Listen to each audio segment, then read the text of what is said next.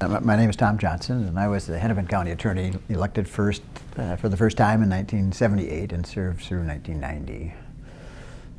Quite a while ago now, but but it was a time of a lot of exciting things happening. And of course, one of the most exciting was the awareness that developed around the sexual abuse of children, and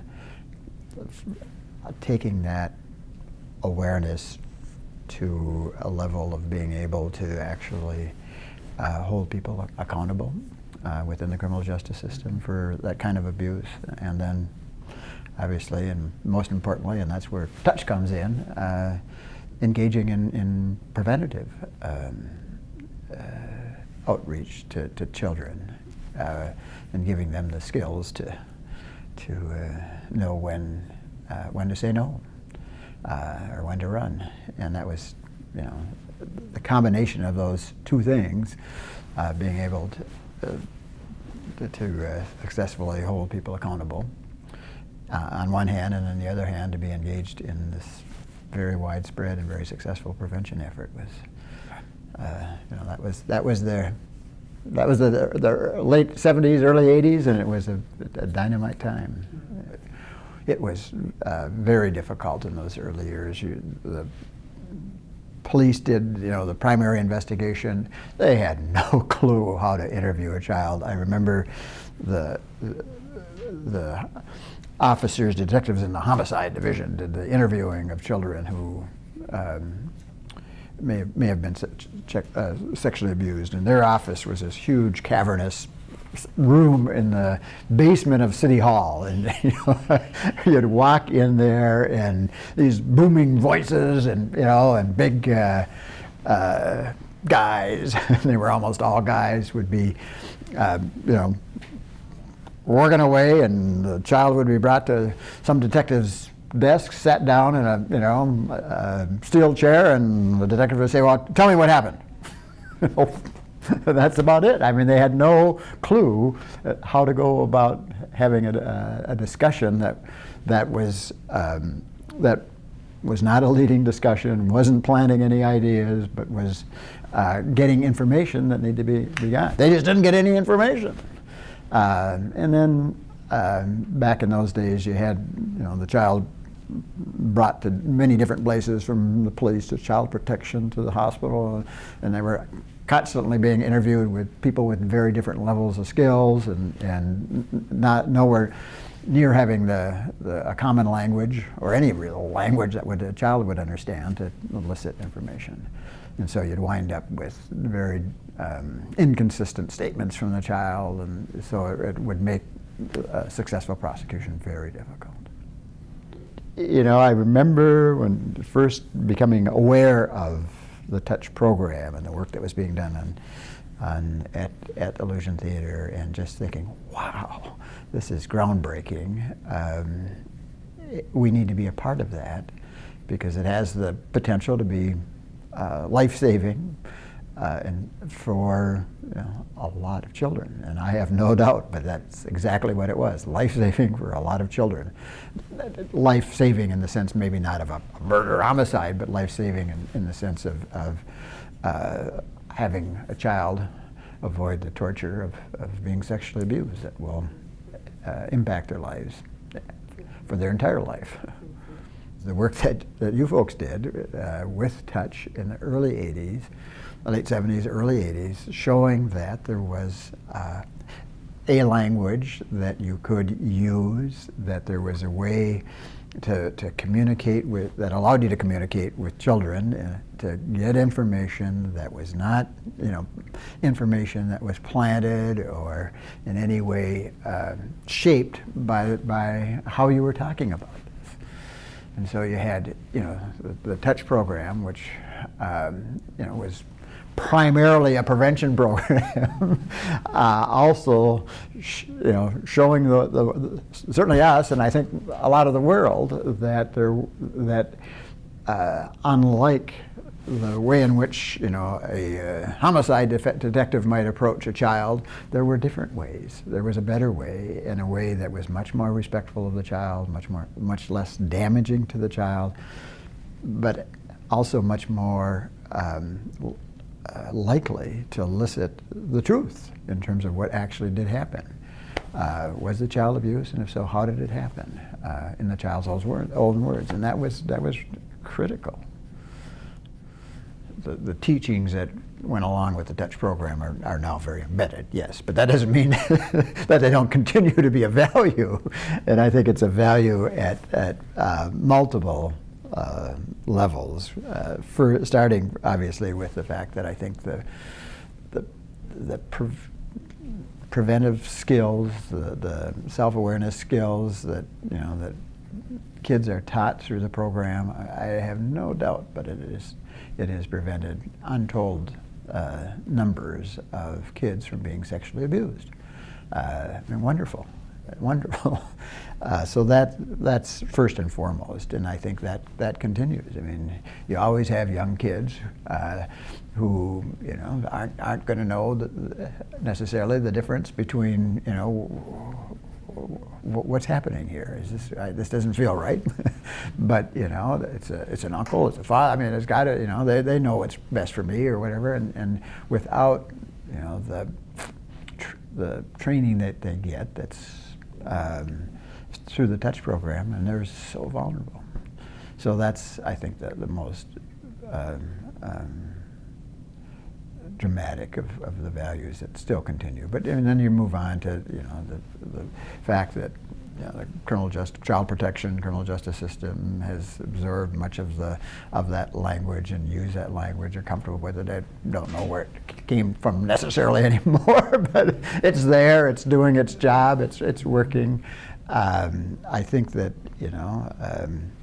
that while I may have mentioned this before, but while the principal purpose of Touch was about prevention, by making kids aware that there are certain types of touch that wasn't appropriate, that in and of itself resulted in some kids coming out of a dangerous situation that they would have otherwise continued to reside in. So these are very significant points of value that I think are still very much in play today.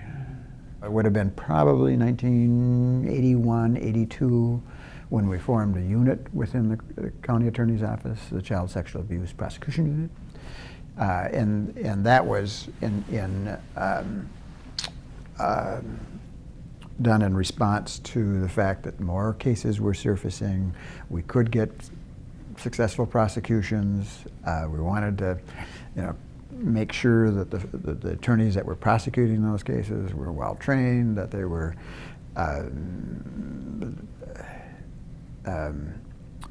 understood the most recent developments, tools that could be used to prosecute these cases. And so we limited it to a relatively small number. I think there's probably 4 or 5 lawyers that were in that unit.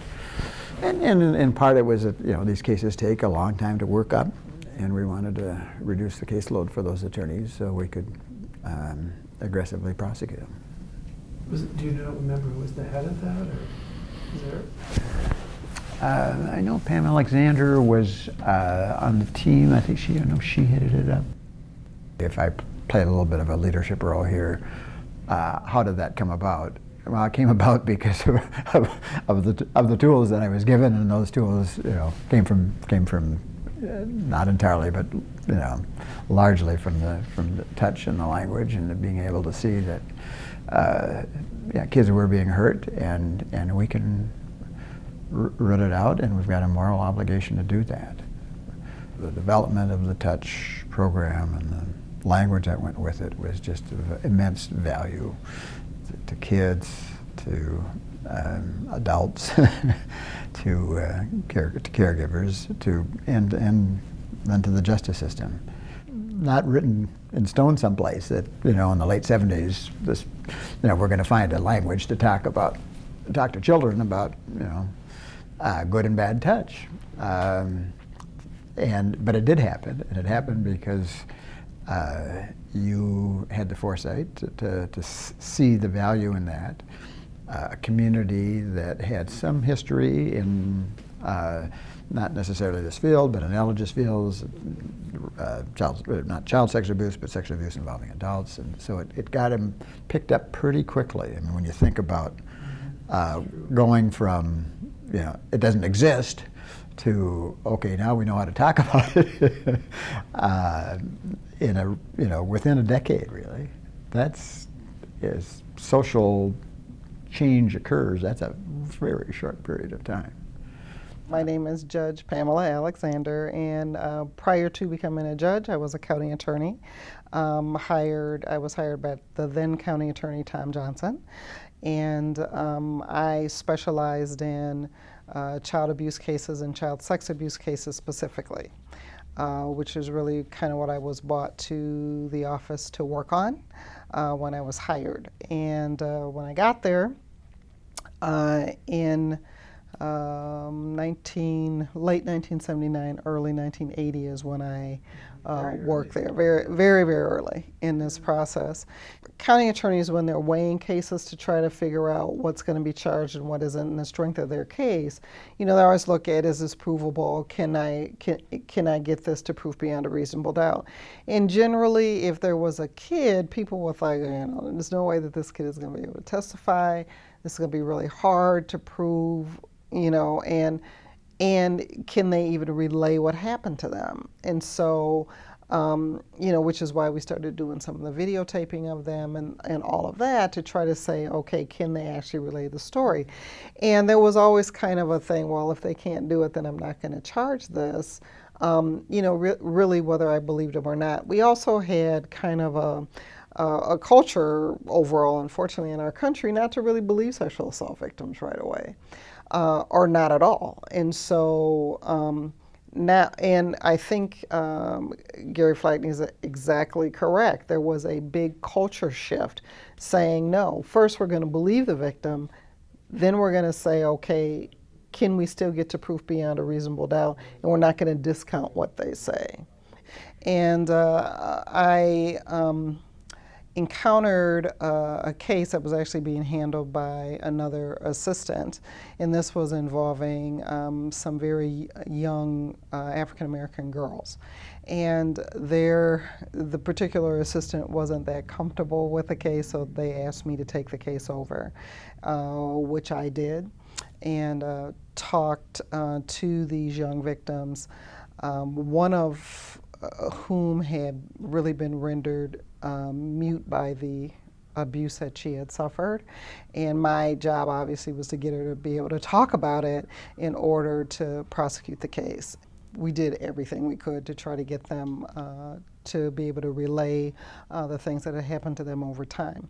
We were eventually able to do that, but as a result of that case, we started to look very closely at these types of abuse cases and how we as a county attorney's office can better respond to their particular needs. And the needs were quite high. I was able to spend a lot of time with this family only because I was allowed to, not necessarily because I wasn't given a whole lot of other, a ton of other cases on top of it. And, but I said, look, we need to have some real wraparound services for these young girls to not only be able to get them to testify, but then to figure out what's going to happen to them when that process is over, and to be able to figure out and to explain to them what the process was going to be as they went through it, which County Attorney Johnson was very, very concerned and then instrumental in saying, then maybe we should have specialized victim advocates for them, maybe to not only work with them through the process, but then also explain the court process, take them in courtrooms so they could see what it is, kind of talk them through that so that they would be comfortable in their testimony, and then try to be able to work with them. And that was really the precursor to the Touch program. law was actually changing, saying that victims had a right to speak in court, had a right to speak at sentencing, those kinds of things. Now, all of that was just happening, and this was all happening kind of simultaneously at the same time. Things were working through the legislature at the same time. They were making actual changes, practical changes within the county attorney's office. So I knew that when Gary Flackney was county attorney, those discussions were starting. Those things actually came on the books to be able, and were made into law actually during that time as well. So it was real helpful, especially for me, when I started to just prosecute these cases. This was about the time Cornerstone was getting up. It was about the time where we had specialized places we could take these victims after these assaults were reported. Because all this was all new. It was just starting. It was starting to kind of ramp up. And I think, first of all, I think the police were extremely happy about it because they really needed the help to get statements from these young people. It became real hard. You can't talk to them the same way as you talk to adult victims, even adult sexual assault victims. You have to have, even medical staff that can, really work with some of these small children to get them to go through the exams and everything like that. Then, when we get them, and then sometimes it's only through play therapy that we can even get them to talk about what really happened to them. So having a safe place for them to be was essential to get that all started. All these nonprofits that help with this have done a phenomenal job. So even on the judging side, the new statutes and court rules that have been put in place are much friendlier to children than they were in the past in order to get them to be comfortable in the process. So I think it's been very helpful. And the whole idea of good touch, bad touch, all of that, even to the extent that they teach it in schools now, which they never did before. So all of that, I think, has helped in terms of the preventive end. I think, the whole idea of victims' rights, especially in the area of sexual assault, really needed a change. It very much needed a sea change, in my view. And I was very pleased to see a lot of it happen. Mainly because some of my own personal experiences, but then I just wanted this particular group of victims to really have a decent voice, and I think it just all kind of came together in a sea change that really just needed to be done, so that we could really get to the point of valuing children the way that we should, and really kind of putting our money where our mouth is. Because oftentimes we talk very much about caring about kids, and then we just don't put the resources in to really protect them to the degree that we should. And with this, I think we did. And I was just very, very proud of the work. My name is Kathy Dodge, and I think around 1980, I was approached to be, when I was an English teacher, to be a director for Touch, to work with students and learn how to produce the play with students at Grand Rapids High School. I think that was my first introduction to sexual abuse prevention.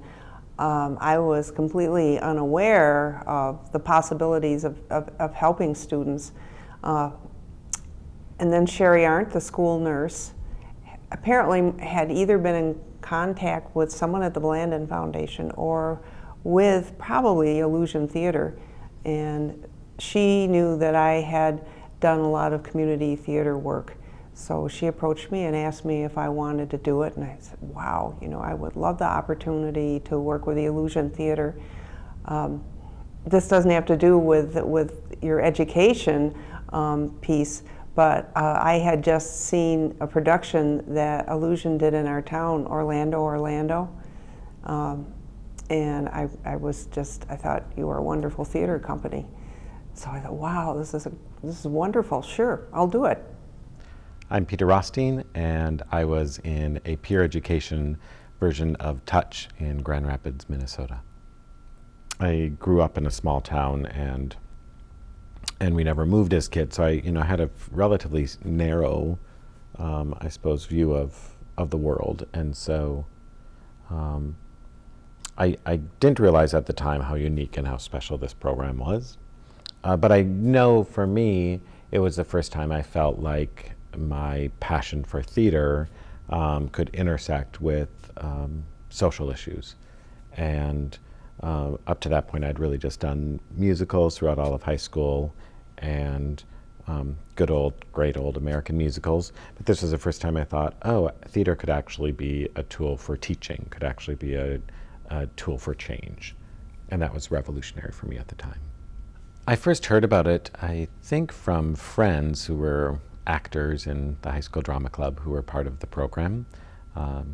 And it seemed really intriguing and interesting, and so I don't think I'd seen a production of it actually before I auditioned for the company. But it had been happening in our community for 1 or 2 years, I believe, before I auditioned. Right, I remember we went on a retreat. I believe it was at the Concordia Language Village. Would that be right, in Bemidji? Or we went and we went on a retreat for a few days, and I remember it being really intense and eye-opening for me. And I didn't know a lot about child sexual abuse. I didn't know a lot about the shocking statistics, and I hadn't been exposed to personal narratives in the way that we were exposed to at that retreat. So I remember it feeling a bit daunting, intense, but ultimately important, I guess. At our retreat, there was a fellow company member who was a survivor of sexual abuse. And it was the first time I had met anyone who at least was able to share that. And I remember that being really powerful and really moving. And I think for that person it was healing, and for the rest of us it was enlightening and generous of him to share his story. You introduced the importance of good touch to these students, and they were able to hug one another and feel very comfortable. And I think in our group, Peter Rothstein always points this out to me later on. He said you attracted some real at-risk kids to perform in Touch, and I think it was a home for them. I remember that I was completely impressed with how approachable you were as professionals. There were 3 of you. It was Bonnie and Michael and Cordelia Anderson, and you were so easy to work with. The kids loved you. You understood kids, so that was really helpful, and the kids just were enamored of the whole process. I remember, and I think that's a dynamic of the program that was successful. When you would go through the audience and give kids a high five, or that kids would want to engage with you. And so you were a bit of almost a celebrity for a second, and I think that's what the idea was based on, that you were living inside their community, and that you were not just an actor bringing a play to their school, but that you needed to be a role model in the community outside of that. And I remember having those discussions. If you were inside the play, it didn't just mean your job was to be an actor for a 30-minute performance, but that your job was actually to be an upstanding member in your community, and that your behavior on and off stage actually was a reflection on the program. We have a gigantic school district, and I don't know if this is true or if it's a myth, but people have often said we have the busing area of the state of Rhode Island. So we would get in a van and we would travel maybe an hour to a school in Togo, Minnesota, that maybe had 30 kids in the elementary school. And a lot of them had never been to these outlying areas. And I think the kids really enjoyed the fact that they would come into a classroom and they would become little rock stars to some of these kids. I do remember pulling up into small towns, and sometimes we would be in a gym, you know, with young students all around. Other times we would be in more intimate settings inside classrooms, and we performed, I think, for the bulk of the school year. Throughout the year, we would get in the van, the company of us, 6 of us, I think, and really travel throughout much of Itasca County and perhaps even a little wider, to a variety of schools and in a variety of settings. Not only were they delivering a really important message, but they were looked up to and idolized by, which is important when you want to convey, you know, the importance of good touch and bad touch. As a young actor in a small town, being able to intersect with the professional theater in the Twin Cities was an exciting endeavor, and to feel like you were connected to a larger initiative, both artistically as well as the issues that were at hand. And so I think that sense of connection between rural communities and the Illusion Theater had a big impact. And so it was really thrilling to work with a professional theater company of the reputation of the Illusion Theater, and then to have that close relationship with students in a very meaningful way, and help them convey to little kids the importance of reporting bad touch, the importance of, you know, good touch to your health and well-being. The mere fact that it existed and it actually put those words in the air for children at such a young and impressionable age, I can imagine it didn't have an impact. Whether or not a child came forward immediately following that performance, or whether that it just put it gave them a language that I think, and the fact that it happened inside a school and inside a classroom setting gave the subject credence and a legitimacy that I think had an impact far beyond perhaps what might happen that giving day in school. Its mere existence, I think, was ultimately a tool for change. My name's Don Shelby. The work was done in '82 and the piece aired in '83. Those were interesting times because the art of investigative journalism in television was fairly immature. Because I had developed a relationship with the vice unit at the Minneapolis Police Department. And one of the things that I used as a tool was to go to the police department and say to them, I know you have cases that you can't get prosecuted, but you think people ought to know about. And for whatever reason they could not be prosecuted, politics, fear, intimidation, that there was something they could not do. And almost every one of the officers that I ever talked to had a pink sheet stuffed in the back of their desk someplace, that they had reports that they could not act on. And in this case, a police officer handed me a document that said that a judge had been arrested but let go in the Loring Park neighborhood of Minneapolis, soliciting underage boys for sex. We had a long discussion about whether this was sexual abuse. And so I said, no, it is. It is sexual abuse. And they said, well, can boys be sexually abused? I mean, you have to understand, this is a discussion happening a long time ago, when we didn't know anything. And certainly, we are not in the profession. We're journalists. And so we didn't know. And so we had to delve into the research to find out whether this actually happened, whether boys were actually ever abused. In each of these cases, we found this strange anomaly that you wouldn't see anywhere else in any other kind of crime, where people took the side of the abuser and not the victim, which opened up a world of questions that we had.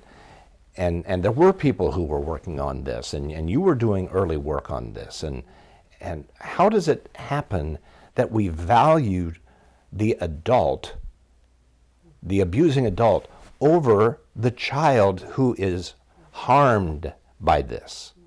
Why is this happening in our communities? And we picked a title for the overall piece called The Shroud of Silence, because no one talked about it. And if they did talk about it, it was to say that the child is lying, that this is a horrible thing to do to a person who's built a lifetime's career and maybe have a family of their own. And then I pulled out the piece on the judge, and it was the longest investigation I ever did, because I knew I had to have this one right, because I knew the entire legal community would come down on me, because this was a revered jurist. But that was a hard process. So I understood the process that the people in the audience were going through in trying to absorb this information and trying to find something wrong with what I said, saying that can't be true. That's not the way we are. We don't act like that. We do protect our children, but our laws were not like that. Our laws did not reflect any of that. And so then we set about trying to change the laws in the state of Minnesota that reflected that the children who were being raped, your sentence could be 6 months. Adult women who were being raped, your sentence could be 25 years to life. Why, when the act is the same, is the law different? And it forced people to look at these kinds of inconsistencies, not only in our law, but the inconsistencies in the way we think and behave socially. So then one day, 6 months later, I get a call from Mike Sullivan, who's in New York, and says, "We just won the National Emmy for that series of 5 stories that we did." And in the aftermath of the story that later led to Project Abuse was thousands and thousands of stories of people just calling, saying, "Thank you, I thought I was the only one."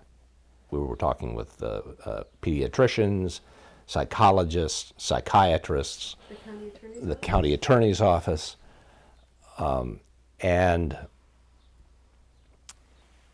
trying to define what was a good touch and a bad touch.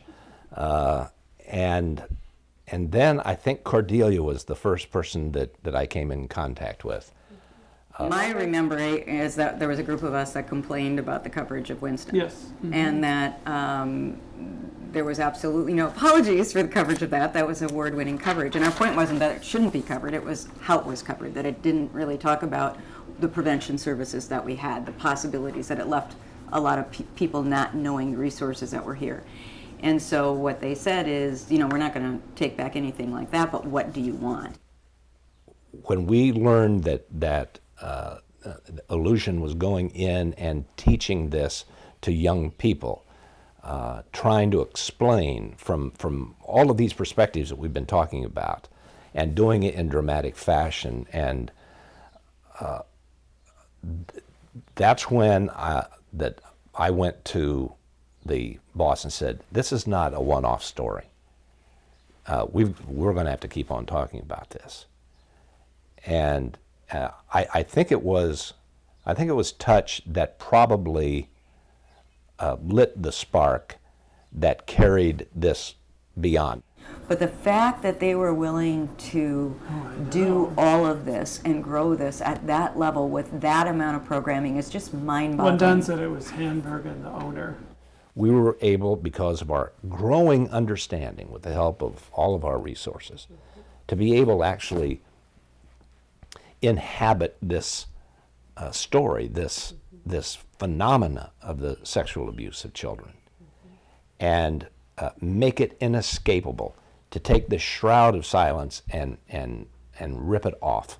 So it was no longer something you didn't talk about, but it was something that you could talk about.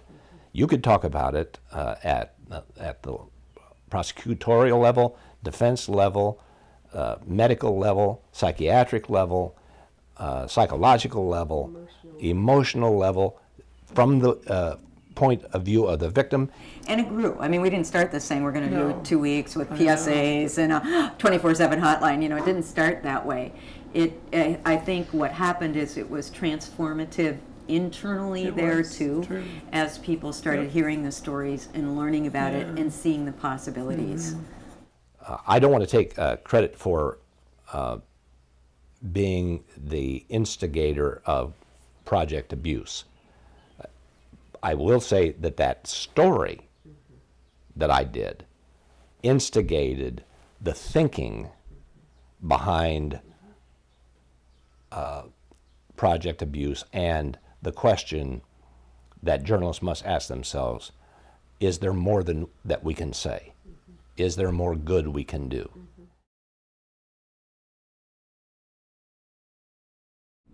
I'm Janelle Erickson. Jen Stoltnow? I first saw Touch in, I believe it was 1986, in Mrs. Wilson's kindergarten class at Woodbury Elementary. And that was the first time I saw it, and I remember it very clearly. Agreed. I went to Woodbury Elementary School and saw it in 1986 as well, fall of 1986. So I remember we would watch it every November. The letter would come out, and then as we got older, there was like this buzz about, oh, we're going to watch Touch again. You know, like once you're in second grade, you've now seen it 2 years prior, and then there would be the showing, the filming, you know, the airing of the video, and then there was always discussion afterwards. Yep. I remember there being like a buzz or anticipation of what we were going to see, and then we would watch it, and the lights would go off. We would watch it, and I remember, and I can't remember the kid's name next to me, but I remember watching it, and people, I mean, it's elementary school, so oftentimes people were, you know, talking and messing around and stuff. But this film, for, I mean, obviously reasons, people were just very captivated by it, and I remember at the end of it, once looking over and just seeing, I mean, everyone was like, you know, hands, you know, like this, like almost like they were almost peering, like trying to get into the television to watch because they were so focused on the content. You know, I mean, it was, I think during a time where that was the first time I had ever heard of that type of activity happening, or that it could happen. And so I think for a lot of kids, it was sort of this wake up of, listen, you know, you can't trust everyone, you know, and maybe it was the first dialogue that they had heard of that. Maybe they hadn't received that from their parents by that time, or something like that. So I feel like it was sort of, for many kids, probably like the first time that they're being open to that thought. And it obviously was something that caught their attention. Absolutely, it was the first time that I ever thought about that or Right. knew that happened at all. Right. My parents are, you know, progressive. My mom worked in the school district too, but it was a general don't go somewhere with a stranger, and that's pretty much it. But no, nothing else really. The reference of certain scenes within Touch kind of, you know, being, you know, into your memory, sort of burn in your memory of just relaying that right away. Isn't she cute? Growing Look at this fast. I know, before you know it, she'll be in junior high school. The scene of the uncle or grandpa character, was me. that to me I think was the most compelling, because you'd heard, like, similar to what Janelle had said, you'd heard about strangers, you know, don't go with a stranger, you might get taken away, that kind of thing. But the concept of someone whom you love or as part of your family doing something that's not appropriate to you as a child was, you know, I mean, for me that was like very mind-blowing. Like, wait a minute, could that be so, you know, could someone do that? You know, and all of a sudden it just, you start thinking through like, okay, you know, I felt very fortunate I didn't personally have that situation, but you think about all the kids that maybe, hopefully that was the first time that they acknowledged, listen, this isn't right. So I have a 4-year-old and a 2-year-old. And with my 4-year-old, they both go to a daycare learning center, and they've talked about strangers. And I actually found myself relaying some of the messages. This is probably about 6 months ago, messages to him when he turned 4, because around 4 I think you start being more aware of, you know, those around you and that kind of thing. And I started talking about and saying things like, you know, if someone were to ever touch you in a way you don't think is appropriate, you scream and run away. And I said that could be anybody. I said, you know, the only people you should be, you know, sort of comfortable with is, you know, your mom and your dad and, you know, doctors. Like, they're the only ones who should be, you know, doing that sort of thing. And, you know, we've talked about that probably twice, just trying to start cementing that. But it was, I mean, again, that first message, I never received that when I was his age from my parents. It was honestly rooted in seeing that movie. So I feel like I'm sort of passing that along. Mary Sue, how did you feel about what happened? I was confused. I felt frozen. How'd you feel about your grandfather? That's what was so hard.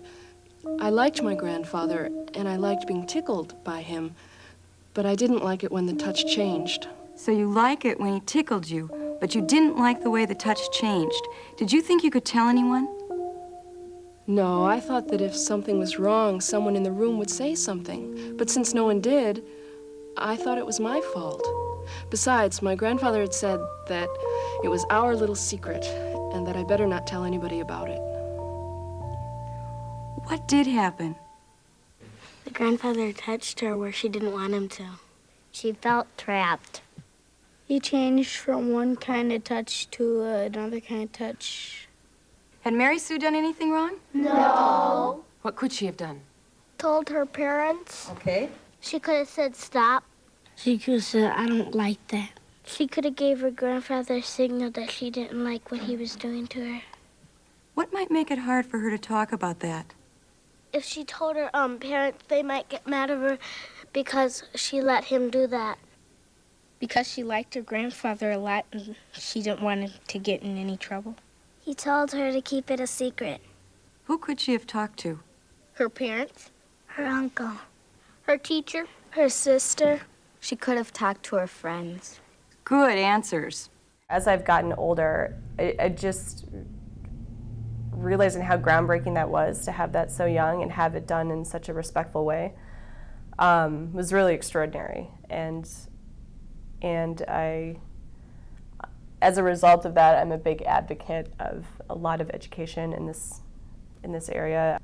Nice work on putting together a really groundbreaking piece that I bet helped thousands and thousands of kids make some positive changes in their life if they needed to, because that's, I'm sure, a scary thing to deal with. I think that the film probably opened up more people's eyes, and they're still, as I am, remembering scenes and that input today and then trying to translate that. You know, I'm now in my mid-30s and talking to my children about that. So I just believe that we should continue to have that type of dialogue in the schools, because you can't rely on parents and families to have that dialogue, because, you know, unless they're trained or given the right key messages, they may never cover it. So I think the school is kind of a nice level setting ground of saying, this is a topic we all need to discuss, doing it very respectfully, and then letting individual families kind of talk about it, you know, one-on-one, you know, after the education's done. Remember, you have the right to decide what kind of touch you don't like and what kind of touch feels good. Because there's nothing in the world like a touch that feels good.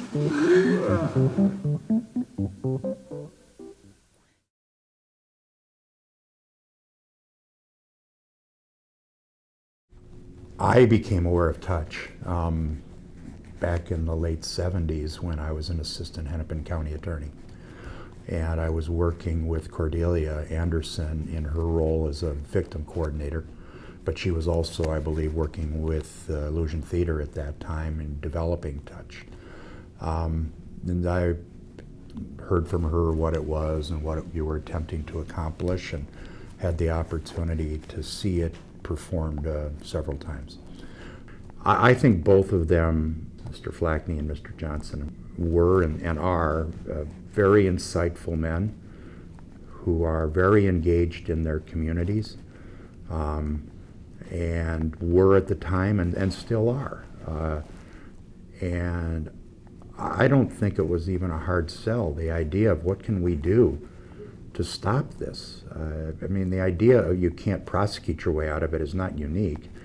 It was true, you know, Gary and Tom would have seen the same thing. You've got to have a prevention model. And the Illusion Theater's initiative was, I think, really it was innovative, no doubt about it. And I think both of those men were very innovative leaders. Then I became an assistant United States attorney in the early 80s and recognized at that time that crimes on Indian reservations, especially directed against children and women, were epidemic.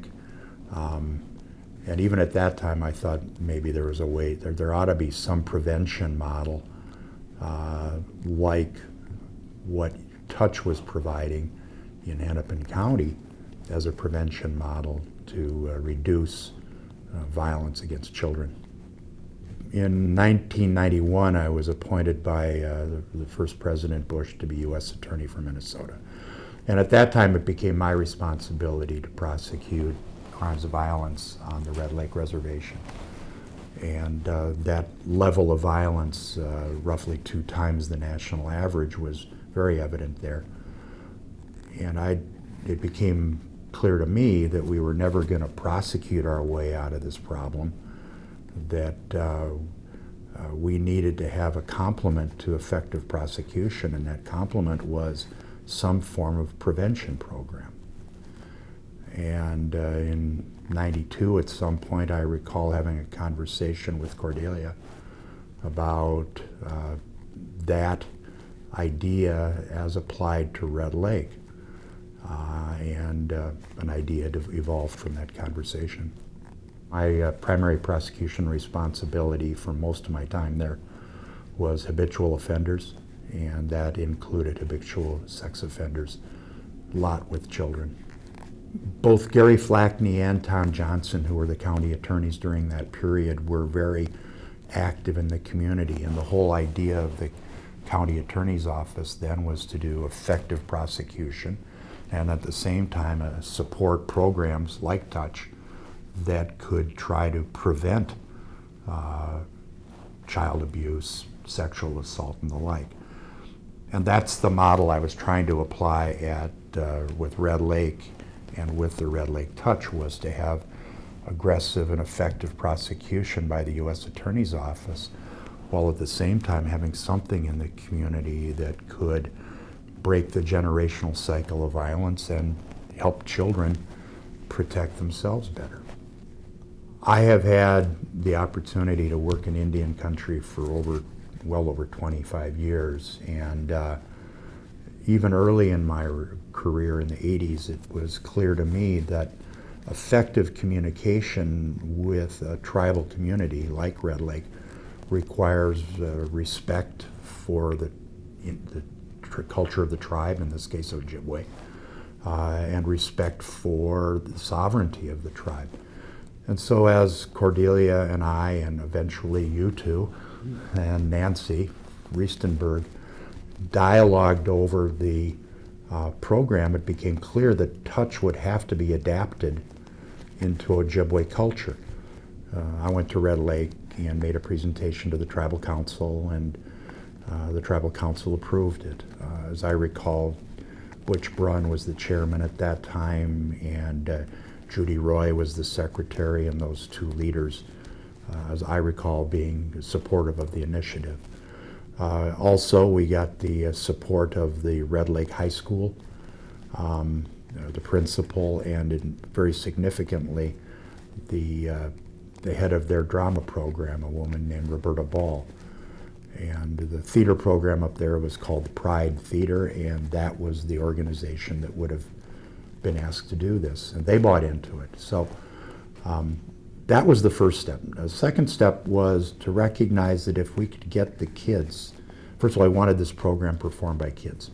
There was no other theater, there's no other Ojibwe theater program, at least at that time there wasn't, that I was aware of. So it had to be the kids. And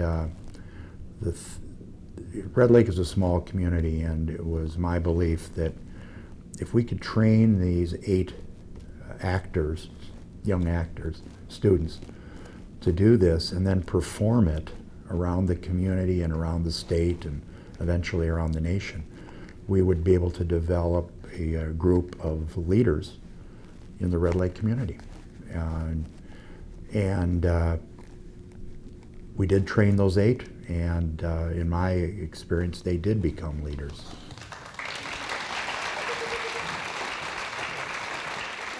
Early 1993, the winter of '93, on Red Lake, in the school theater, and it was a I would call it a closed door performance because it was only for a certain group, and it was I mean, the 3 of us were there, and the leadership of my office, U.S. Attorney's Office, but most importantly, it was the elders of the Red Lake community, all the elected tribal council, including the tribal chair, the school board, and all the people. These are the leaders of the community on Red Lake, and I believe it was the first performance. We are at Lake Nation's Pride Theater perform Touch for You today. And I recall the first couple of scenes, the actors were clearly had stage fright. And yet they fought through it, and by the end of the performance, they were all performing really, really well. But then the best part was, at the end of the performance, the tribal chair, I believe it was Butch Brun, stood up. And when he stood up, everybody else did. And the elders of the tribe and their elected leadership gave these 8 children a standing ovation. I know enough about the way tribes operate, and that expression of adoration and respect carried those kids for the rest of their tour. You know, they performed at every tribal school in the state of Minnesota and hit every tribe, Ojibwe and Lakota in Minnesota, and hit most of the upper Midwest. But the one that they were so proud of was performing in Albuquerque at a youth powwow, the National Youth Powwow. And they performed this several times to that group of tribal youth leaders from all over the United States. And they were really, really proud and got a great response. You look at that picture that I've got there of those 8 kids, and your play had a huge impact on those 8 lives. I'm Mike Freeman, the Hennepin County Attorney. I was first elected in 1990, served 8 years, took a little sabbatical to run for governor, came back and was reelected in 2006, 10, and 14, so this is my 17th year. Tom Johnson, who is my predecessor, a wonderful, thoughtful, innovative man, said one of the things that he wanted to make sure I continued was our support of these creative dealings with children and the abuse that occurs to children. He asked me to be supportive of Corner House, and he specifically asked me to be supportive of efforts reaching out into the community and the schools, which fits right in with the whole touch concept. And the more I learned about it, the more I saw why that was a very reasonable request, and I followed Tom's interest and served on the Corner House board, and also always supported the video that was out, but also other educational efforts. And we have people on our staff who have been working in this for years and years, and they have had my complete support. Corner House, using interview techniques that are appropriate for younger people and sexually appropriate with thoughtful and well-trained questioners, has been an extraordinary breakthrough. Police have an incredible job, but that doesn't necessarily include having the sensitivity and the background and the training to effectively interview kids. Corner House does, and we all respect it. Even the defense attorneys respect what comes on there. And based on that and the video and other efforts, I think we do a far better job of educating young people in an appropriate way. It's sure a lot better than when little Mikey Freeman went to Minneapolis public schools and all they taught us was don't get in a car with a stranger. All of us were a kid one time, and all of us probably experienced something that was uncomfortable or awkward. It may have not risen to the level of an inappropriate touch, but it was a situation that made us a bit uncomfortable.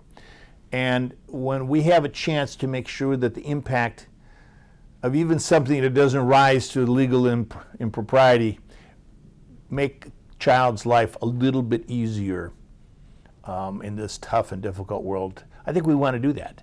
And the taxpayers have supported it. We've had the leadership in the courts, in the county attorney's offices, and social services generally. I mean, we do a pretty good job, and I'm proud of it.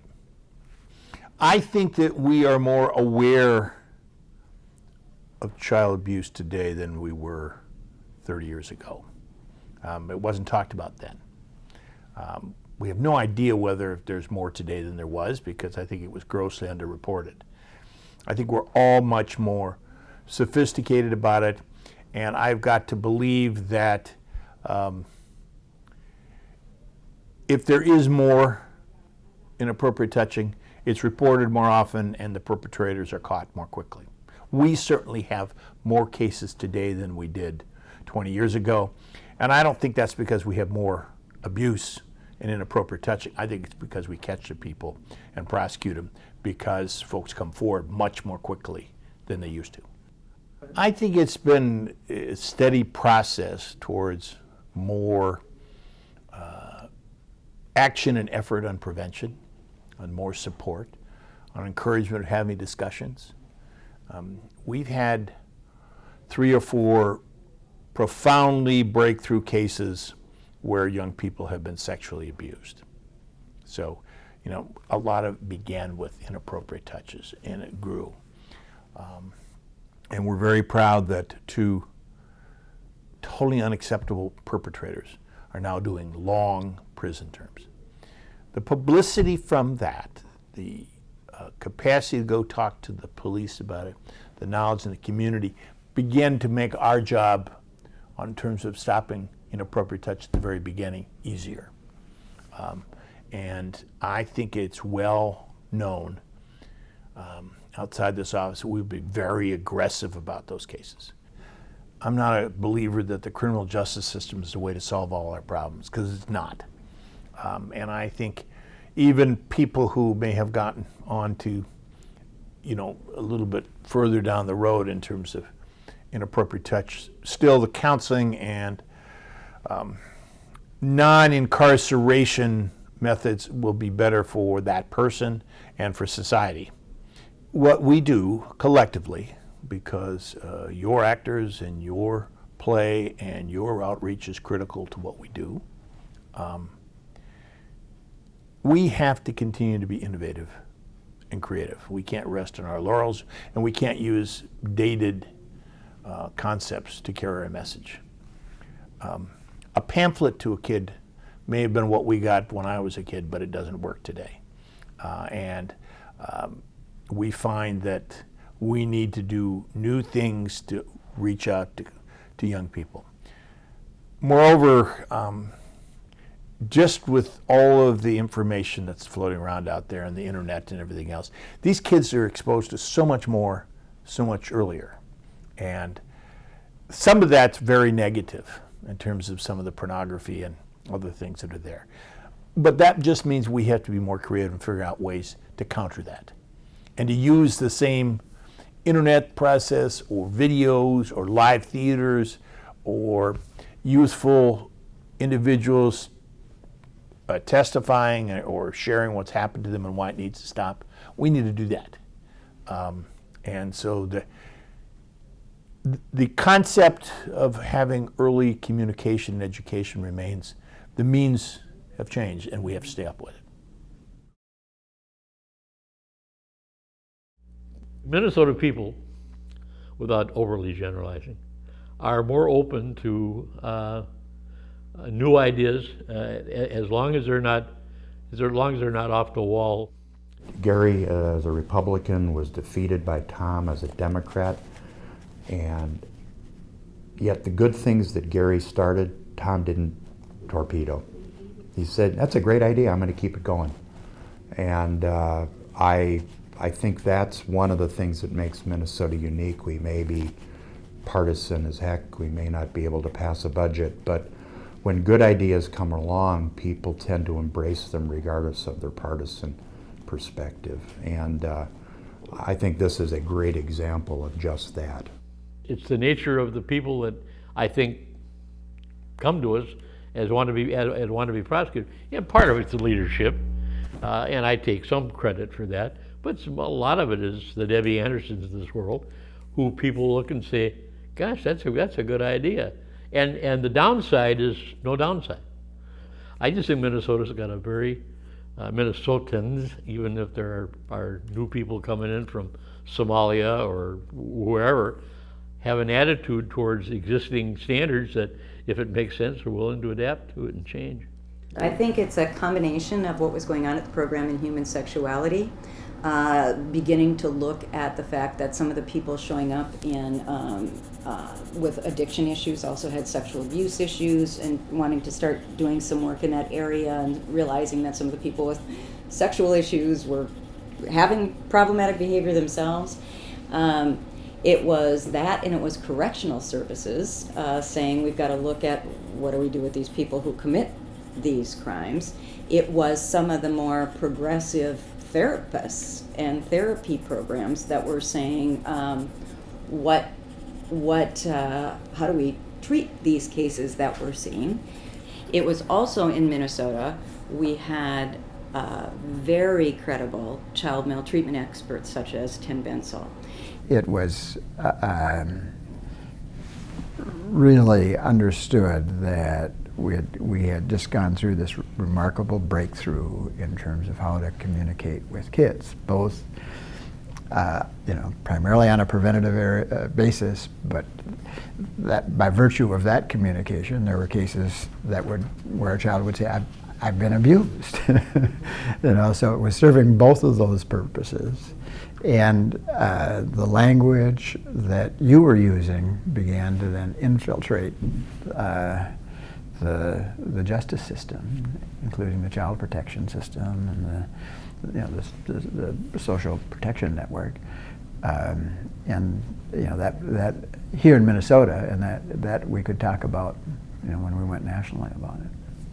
It was just electric what happened when we performed. Mm-hmm. It was like all the things converging, the right place at the right time, and these unique elements, and then coming from Minnesota could do it first and do it well and have the credibility of all of this system that created evidence and sanctioned that it was credible. And then we brought the element that was the most unique part to all of those pieces. But we always, for Illusion, it was a really great, important moment because it made us continue to go forward to figure out ways to partner with the issue and the experts and the community to whatever next we would do. So it kind of created an organic method. And that's a unique thing about the Minnesota method. Minnesota was very good at these kind of coalition building, and we need to have everybody that's a part of it at the table. Minnesota has always been very progressive in terms of things that we've looked at first, specifically in the criminal justice area. We've always been a leader in that area. I just came back from a conference on racial fairness in the courts with people from all over the country, and we were telling them the things that we'd done here, and they're like, really? Can we copy that? We've always been open to taking a challenge and open to try to say, hey, look, how can we do these things better, especially in the criminal justice area? And I think that, we've had county attorneys that have been just very, very open to those processes. Both Gary Flackman was a great county attorney. Tom, of course, I think was the best because he was mine. But other than that, I think really we've had people who really wanted to move forward in a lot of these areas, and I think and not afraid to put the resources in it and to really make a real big difference rather than just talking about it. So I think that's just always been something that we do. Some of that Humphrey stuff, the Hubert Humphrey era does kind of continue on through some of us. I think it's the confluence of a couple of things. One, this is where the Illusion Theater is, and I was exposed to it. And I guess number two is through the progress of appointments and job changes, I ended up being in a position where I could affect this. And I was also at that time in a leadership position amongst U.S. attorneys who were practicing in Indian country. And so I was able to see it as I think it was, as a model for, or at least an experiment in a way to do preventive law in Indian country, try to reduce the violence.